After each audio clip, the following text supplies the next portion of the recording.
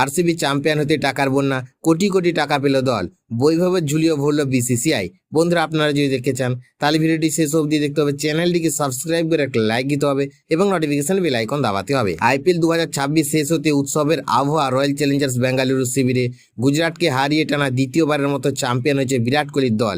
আর এই জয়ের পরে শুরু হয়েছে পুরস্কারের বন্যা। ভারতীয় ক্রিকেট বোর্ড এবার আইপিএল এর জন্য মোট 46 কোটি টাকা প্রাইজ পুল ঘোষণা করেছিল। চ্যাম্পিয়ন আরসিবি ঝুলিতে গিয়েছে 20 কোটি টাকা, রানার্স আপ গুজরাট পেয়েছে 12 কোটি 50 লক্ষ টাকা, তৃতীয় স্থানে থাকা রাজস্থান রয়্যাল পেয়েছে 7 কোটি টাকা এবং চতুর্থ স্থানে থাকা সানরাইজার্স হায়দ্রাবাদ পেয়েছে 6 কোটি 50 লক্ষ টাকা। এছাড়াও ফেয়ার প্লেয়ার অ্যাওয়ার্ড জিতে পাঞ্জাব পেয়েছে 10 লক্ষ টাকা। তবে ব্যক্তিগত পুরস্কারের তালিকায় সবচেয়ে বেশি আলোচনায় রয়েছেন বৈভব সূর্যবংশী।